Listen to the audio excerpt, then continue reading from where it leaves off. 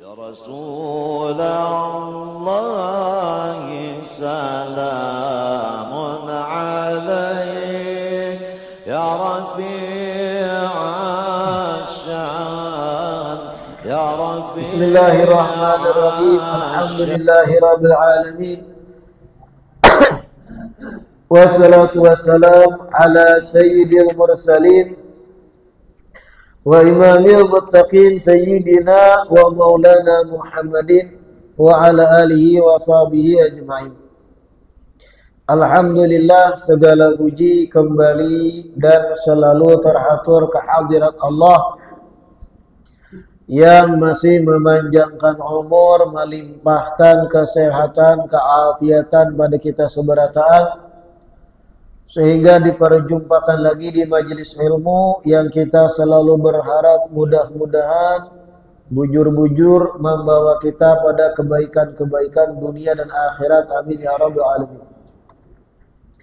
Madalilu ala masyru'iyatil istighatsah. Melanjutkan kajian kitab Sabilul Iddikar, Al-Ajwibatul Ghaliyah.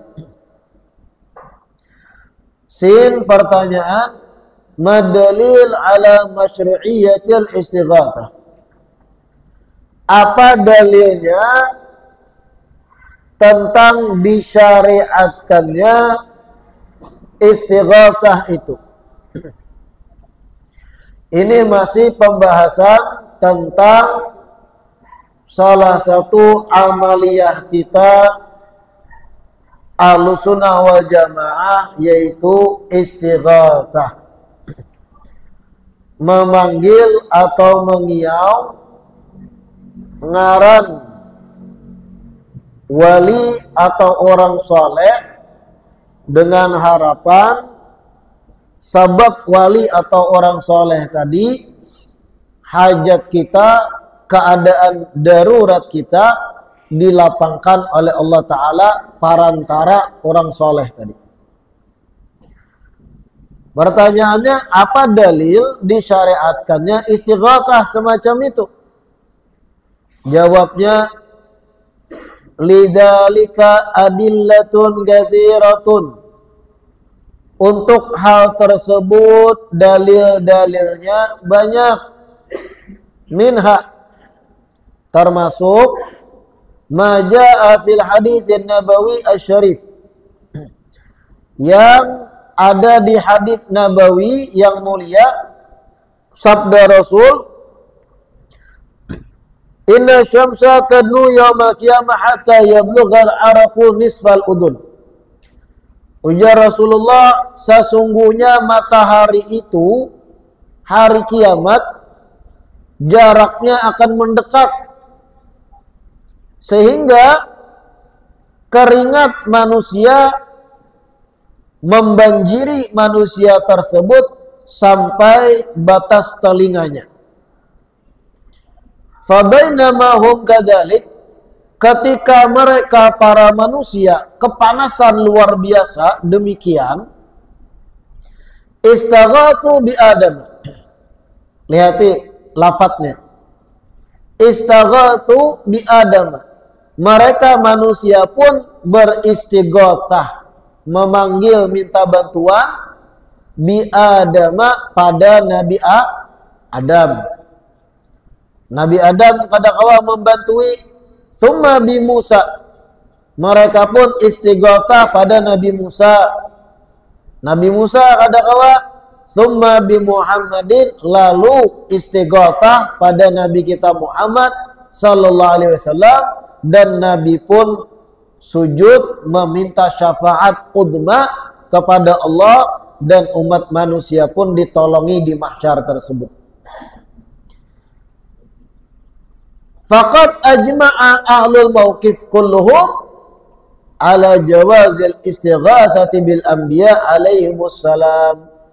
Mereka manusia di padang mahsyar itu sabarataan sepakat atas diperbolehkannya istighatsah, minta tolong kepada nabi-nabi. Nah, ini dalil bahwa istighatsah itu kadang menyalahi aturan Islam. Ketika Rasul mengisahkan keadaan kaina di padang mahsyar, manusia kepanasan, matahari mendekat, manusia yang banyak miliaran itu sepakat minta tolong pada nabi-nabi, istighatsah, minta tolong. Nabi Adam, Nabi Musa, Nabi Ibrahim. Di riwayat ini Nabi Adam, Nabi Musa. Riwayat lain ada nabi-nabi yang lain. Nafsi, nafsi, ujar para nabi, kadakawa aku membantui. Pikirkan masing-masing nasib masing-masing, ujar para nabi-nabi. Beberapa nabi mereka istighatsah, kadakawa menolongi, lalu puncaknya istighatsah pada Nabi kita Muhammad sallallahu alaihi wasallam. Dan Nabi pun memberi syafaat pada ahlul mauqif atau semua yang di padang mahsyar saat itu. Ini dalil istighatsah itu kada salah. Seandainya istighatsah itu kada boleh, maka mereka yang di padang mahsyar itu langsung ke Allah Ta'ala, ya Allah tolongi kami, iyalah. Tapi nyatanya mereka minta tolong lawan siapa? Nabi-nabi. Yang mana tujuan minta tolong dengan para nabi-nabi itu agar para nabi-nabi menjadi perantara minta tolong pada Allah. Nah, ini istighatsah. Kalau ada kelompok ekstrim memadahkan istighatsah itu salah, syirik, lalu bagaimana menjelaskan hadis ini? Di padang mahsyar syirik berataanlah minta tolong lawan nabi-nabi. Nah, itu. Yang harus dibujuri bukan istighatsahnya, tapi cara memandang kita dalam istighatsah. Mengiau ngaran wali bukan sampak di wali minta tolongnya, tapi dengan prinsip tertanam dalam hati wali ini perantara. Kekasih Allah.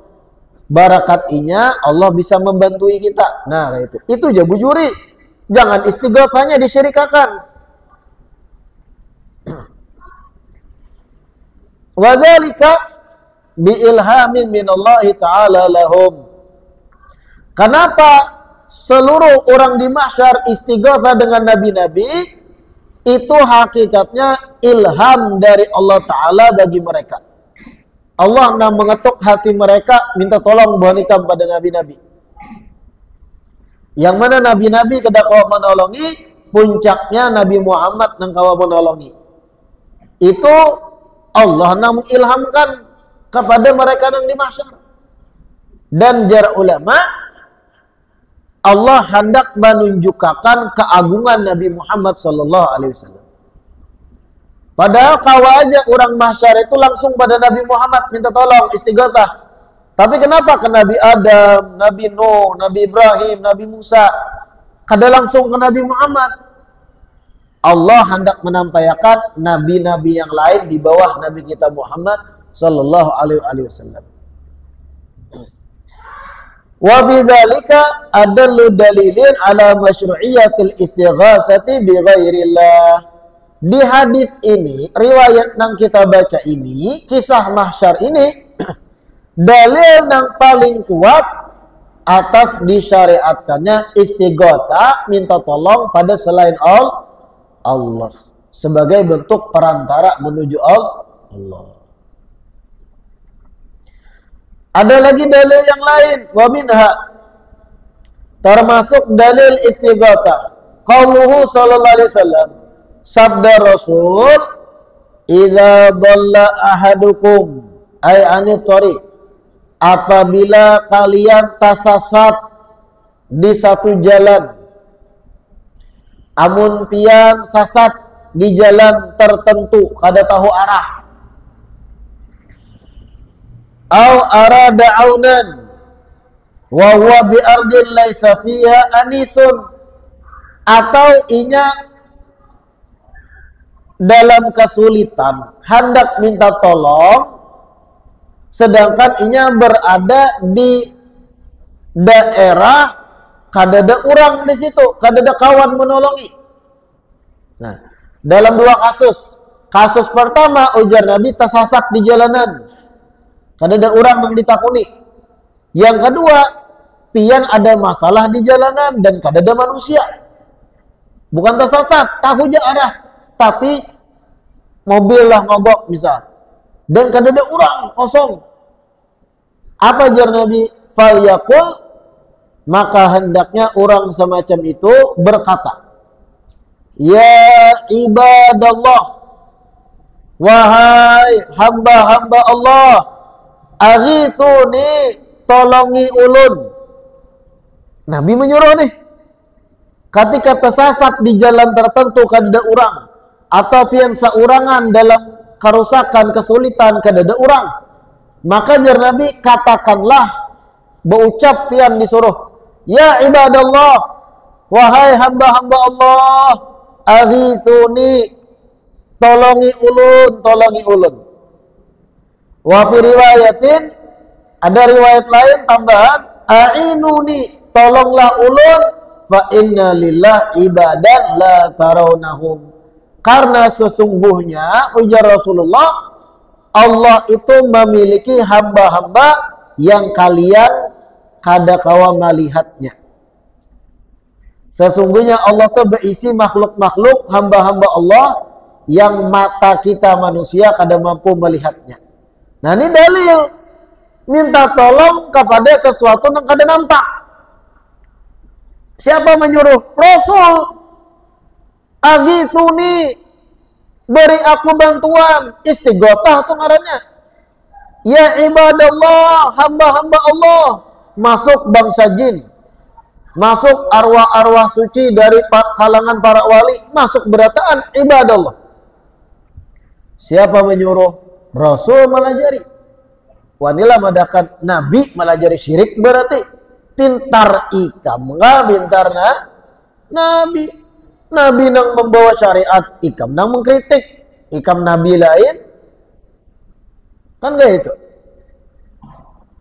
Ya ibadallah, wahai hamba-hamba Allah, aghithuni, tolongi ulun, tolongi ulun. Kenapa jadi kayak itu? Fa inna lillahi ibadan la tarawnahum. Karena sesungguhnya Allah tuh berisi hamba-hamba yang kalian manusia kada kau melihat. Ada mereka tuh kita kada mampu melihat. Fahadal hadis. Oleh karena itu, ini adalah hadis sharih yang jelas fi jawazil istighatsati, seputar diperbolehkannya istighatsah wan nida, dan mangiau orang bil ghaibin, mangiau orang-orang nang kada nampak, kada kelihatan, minal ahya wal amwat, baik halnya dari kalangan orang yang hidup, bangsa jin misalnya, wal amwat, atau kalangan orang yang meninggal, arwah-arwah suci para wali. Wallahu a'lam. Kayak itu dalilnya. Nah ini dalil istighatsah yang jelas Nabi menyuruhkan, dan ini dikeluarkan oleh Imam Bukhari hadisnya. Mohon maaf, ini terdapat dalam Al-Kabir Imam Tabrani. Hadis yang kawan diperpegangi. Aghithuni, tolongi ulun, ya ibadallah, wahai hamba-hamba Allah. Mencakup bangsa jin, arwah para wali, orang soleh dan yang lain. Waqala, berkata As-Sayyid Al-Imam Ahmad bin Zaini Dahlan rahimahullah. Berkata Imam Ahmad Zaini Dahlan fi kitabihi, dalam kitab Sidin Khulasatu Al-Kalam. Ujar beliau, walhasil, kesimpulannya, anna madzhab ahli sunnah wal jamaah, bahwa pendirian kita ahli sunnah wal jamaah, jawazut tawassul wal istighatsati bil ahya wal amwat, diperbolehkan tawasul dan istighatsah baik dengan yang hidup-hidup ataupun dengan yang sudah meninggal. Khulasahnya ajar sidin, kesimpulan puncak bahwa madhab kita Ahlus Sunnah wal Jamaah batawasul dan istighatsah pada orang yang hidupkah atau pada orang sudah meninggal itu boleh, jaizun, Kenapa? Li'annana, dengarkan penjelasannya. Kenapa diperbolehkan pada nang mati, pada nang hidup tawasul dan istighatsah? Li'annana, dikarenakan kita la na'taqidu ta'thiran wala naf'an wala dharran illa lillahi wahda la syarikalah. Sesungguhnya kita ini beriktikad, berkeyakinan kadada yang bisa memberi bekas, kadada yang bisa memberi manfaat, kadada yang bisa memberi mudarat kecuali Allah sendiri dan kadada sekutu bagi Allah. Sedangkan nabi-nabi wal anbiya la ta'thira lahum fi syai'. Hakikatnya para nabi itu kadang memberi bekas. Artinya para nabi itu bukan mereka yang memberi manfaat, memberi mudarat. Hakikatnya Allah juga, nabi-nabi tadi parantara. Nabi-nabi tadi kita tawasuli, kita istighatsahi, itu sekedar wasilah penyambung kita. Wa inna ma yutabarraku bihim wa yustaghatsu bimaqamihim. Nabi-nabi itu diambil barakatnya dan diistighatsahi sebagai perantara karena kedudukan mereka. Likaunihim ahibba Allah Ta'ala, dikarenakan mereka kekasih-kekasih Allah. Oleh karena kita meyakini Allah juga hakikatnya yang memberi manfaat, memberi mudarat, memberi bekas, menyembuhkan, mengangkat penyakit, meluaskan rezeki, Allah hakikatnya puncaknya. Sedangkan nabi, wali, orang soleh itu perantara. Atas dasar ini kita kadang membedakan baik nabi tadi masih hidup atau sudah meninggal, atau wali tadi masih hidup atau sudah meninggal. Kadang ada perbedaan karena keberadaan mereka perantara. Justru mereka yang menghalang-halangi kita istighatsah, menyuruhkan kita istighatsah, minta tolong tuh boleh asal lawan orang hidup. Lawan yang mati kada boleh. Orang yang berkata kayak ini seakan-akan menyimpulkan yang memberi manfaat itu adalah makhluk hidup, sedangkan orang mati kada bisa memberi manfaat. Dan itu kesimpulan keliru, karena hakikatnya yang memberi manfaat dan mudarat Allah, bukan si makhluk, bukan yang hidup, bukan yang mati. Nah, mengertilah sampai situ. Kenapa kita, ulang ulangi dah. Kenapa kita Ahlus Sunnah meyakini tawasul dengan yang hidup, yang mati sama aja boleh keduanya. Baik pian tawasul dengan wali yang hidup atau yang sudah mati dikubur, pian tawasuli si wali tadi. Istighatsah pada yang hidup atau istighatsah kepada yang mati, bagi kita sama aja. Kenapa? Karena puncaknya yang memberi manfaat itu Allah juga, yang mengabulkan hajat. Nabi, wali, orang soleh perantara. Sehingga kada penting keberadaan wali tadi hidupkah matikah. Intinya mereka kekasih Allah, perantara kita pada Allah. Sehingga kada membedakan kita Ahlus Sunnah, inya mati, inya hidup, semua boleh. Adapun mereka yang mengatakan istighatsah pada orang mati syirik, kada boleh. Istighatsah pada yang hidup hanya boleh. Ini sama inya mengatakan makhluk memberi taksir, makhluk memberi bekas, manfaat, mudarat. Yang hidup bisa memberi manfaat, yang mati kada bisa memberi manfaat. Itu kesimpulan keliru. Mana Allah Ta'ala di situ? Sedangkan kita meyakini Allah puncaknya yang memberi manfaat, mudarat, dan mengabulkan hajat. Wali itu perantara, baik sidin hidup, sidin mati, tetap sama mereka kekasih Allah keberadaannya.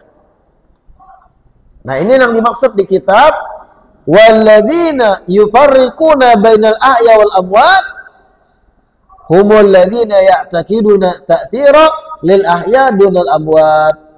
Dan mereka-mereka atau justru mereka-mereka yang membeda-bedakan antara hidup dan mati, membeda-bedakan antara orang-orang yang masih hidup dan yang sudah mati. Ya, ajar ulun tadi, ujar buhannya nih, istighatsah pada yang hidup boleh, lawan yang mati syirik.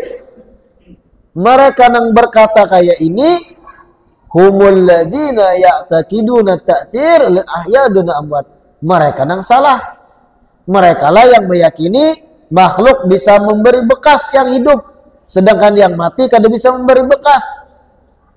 Sedangkan kita meyakini yang memberi bekas itu Allah. Maksud ulun memberi bekas itu bisa memberi manfaat dan mudarat. Hakikatnya Allah, bukan si makhluk. Sehingga kita kadang membedakan antara yang ditawasuli hidupkah atau dikuburkah, sama bolehnya. Wa nahnu naqul, dan kita Ahlussunnah berkata, Allahu khaliqu kulli syai'. Allah lah yang menciptakan segala sesuatu. Wallahu khalaqakum wa ma ta'malun. Dialah Allah yang menciptakan kalian dan menciptakan apa yang kalian perbuat. Nah, mengertilah penjelasan itu dah. Intinya dalilnya hadis Nabi ketika Nabi menjelaskan atau mengisahkan padang mahsyar, sebuting. Nyata-nyata dalam hadis tersebut Rasul mengisahkan mereka yang di padang mahsyar yang lagi kepanasan, berkeringat, jimus, istighatsah pada nabi-nabi. Nabi makhluk kada? Makhluk.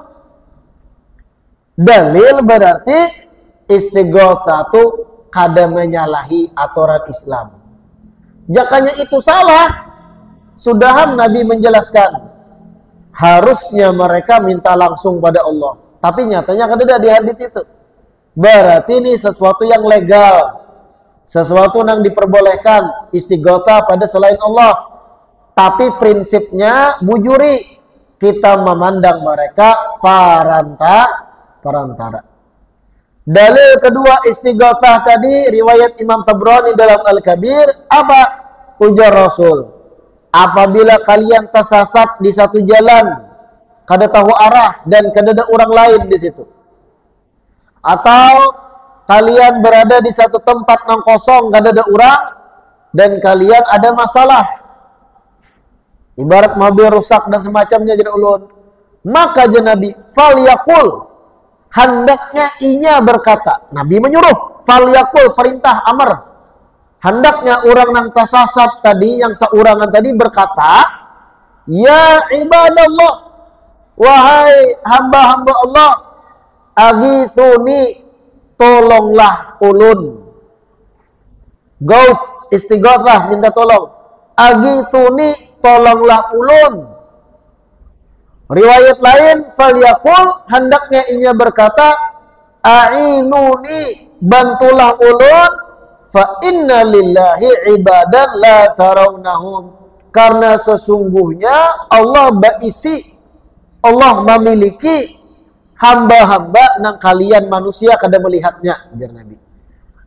Kata la tarawnahum, yang kalian kada melihat mereka, masuk jar ulun bangsa jin, arwah-arwah suci para wali yang hidup di kubur mereka. Ya Seman, wahai Syekh Seman, bantu ulun. Tawassul kita pada Syekh Seman, hakikatnya kalau dapat bantuan, Allah yang membantu perantara Syekh Seman. Ya Jailani, wahai Syekh Abdul Qadir Jailani, tolong ulun. Ulun kelawasan duda misalnya, datangkan pasangan. Tiba-tiba esok datang janda, kada beranak. Nah, misalnya itu Allah yang menolongi perantara Syekh Abdul Qadir Al-Jailani. Nah, itu ngarannya istighatsah. Apa salah? Apakah salah? Kada salah. Ada dalilnya. Mudah-mudahan yang kita baca hari ini bermanfaat dan bisa dipahami demi menanamkan prinsip-prinsip amaliyah Ahlussunnah wal Jamaah yang sudah dicontohkan para ulama kita semenjak dahulu, dan mudah-mudahan kita semakin memahami, mengerti dasar-dasar amaliyah kita Ahlussunnah wal Jamaah sehingga kada meragukan dengan apa yang sudah dicontohkan para ulama-ulama kita mulai zaman bahari. Amin amin ya rabbal alamin. Wallahu a'lam. Adzan isya.